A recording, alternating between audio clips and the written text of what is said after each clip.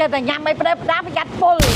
ខ្លាយនេះចម្លែកណាស់ខ្ញុំមិនដែលបានឃើញទេដូចអ្នកក្រៀកស្រួចមិនទេហើយអាប្លាវានឹងរៀងមុតដែរសំខាន់នៅក្នុងប្រអប់មានវិធីណែនាំរបៀបញ៉ាំទៀតគេមានរូបកាត់អាប្លានឹងជា2យកសយោគោបឺតក៏បានឬក៏ញ៉ាំវាជាមួយនឹងទឹកជ្រលក់ដែលគេដាក់នៅក្នុងប្រអប់នឹងក៏បានដែរថ្មីមែនតើខ្ញុំមិនដឹងញ៉ាំពីណាទៅណាទេនេះឥឡូវកាត់វាជា2ក្លិនវាមិនដឹងដូចអីក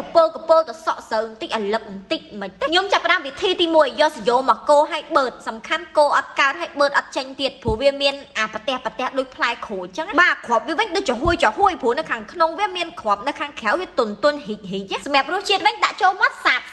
ជូធំក្លិនភ្លាវទៅសក់ស្រូវបន្តិចអាលឹកបន្តិចវិធីទី2គេមានទឹកជ្រលក់ក្នុងប្រអប់យកមកញ៉ាំលីជាមួយនឹងផ្លែហ្នឹងដំបូងខ្ញុំអត់ហ៊ានញ៉ាំណាខ្ញុំស្មានតែអាកញ្ចប់គេរក្សាទុកកុំឲ្យឆាប់ខូចដល់ពេលមើលរូបទៅគេដាក់ទឹកខ្មុំតែហើយទៅទឹកខ្មុំហ្នឹងឡើងកកដោយសារខ្ញុំដាក់ក្នុងទូទឹកកកយូរដល់សម្រាប់រសជាតិវិញមានអីវាដូចយើងញ៉ាំមិញដដែលសាប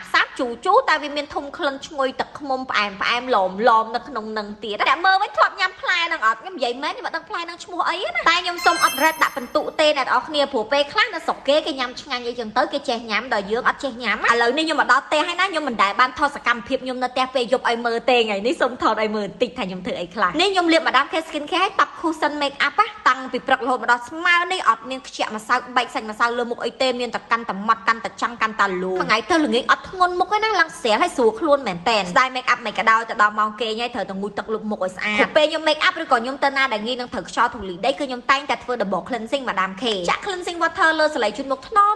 ទៅហើយខ្ញុំលាងមួយសាប៊ូលាងមុខ Step 2នេះសំខាន់សម្រាប់ស្បែកមុខខ្លាំងមែនតើហ្មងហើយលាងឲ្យមុខយើងឡើងទន់ឡើងចាំងឡើងឲ្យលងផ្លាតអត់ស្ងួតស្បែកណាថ្ងៃនេះក៏ដល់ថ្ងៃដែលខ្ញុំត្រូវបឺតជាតិពុលចេញដែរមួយទឹកខ្ញុំបឺតម្ដង2ដងលាងមុខឲ្យស្អាតលាបសេរ៉ូមនៅលើមុខពេលដែលវាដូរពណ៌ពីខ្មៅទៅប្រផេះម៉ាសាលាងទឹកចេញរួចរាល់ជាការស្រេចអត់ចាំបាច់លាងសាប៊ូលាងមុខអីម្ដងទៀតទេណាវាជួយបឺតស្រូបសារធាតុពុលកខ្វក់គីមីចេញពីលើមុខរបស់យើងហើយឲ្យមុខយើងទន់រលោងម៉ត់លាបលេឆាប់ឃើញផលស្រីយើងអើយមុននឹងបានគេងប្រហែលជាន់ហ្នឹងសម្រាប់ខាងនេះវិញណាច្រើនដែរហ្នឹងណាដំបូងខ្ញុំបាញ់ spray មុខក្មេងវាជួយផលិត collagen ក្រោមមុខយើងធ្វើមុខខ្ញុំហាប់ហើយក្មេងបាត់ជ្រួញសេរ៉ូមភ្នែកនោះសំខាន់ខ្លាំងណាស់ជាពិសេសវ័យប៉ិនខ្ញុំនឹងហ្មងវាជួយបាត់ដក់បាត់ស្លក់បាត់ជ្រួញកន្ទុយភ្នែកក៏ឃើញមុខយើងក្មេងដែរសេរ៉ូមជាតិទឹកផ្ដល់សំណើម hydration ឲ្យមុខយើងម៉ត់បាត់មុនរោគទូចលើស្បែកសាច់មុខយើងភ្លឺថ្លាកាត់ថយអាចរុយ Rejuvenate Moisturizer នេះលក់ដាច់ខ្លាំងមែនតើហើយសំខាន់ខ្លាំងមែនតើលើស្បែកសឹងថាមានតែនឹងមួយសាច់មុខយើងស្អាតជួយរបាំងការពារមុខយើងរឹងមាំបាត់ស្ដាក់បាត់តសៃបាត់ក្រហមសមាត់ឲ្យលងតឹងក្មេងស្អាតបែបស្បែកមុខមានសុខភាពស្បែកល្អមួយអើយ Radiant White នេះមានម្លងឯណាអាយុ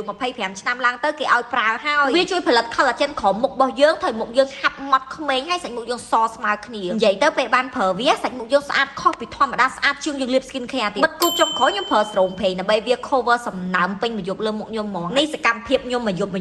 តើបានលាប Madam K បានដេកលក់ស្រួល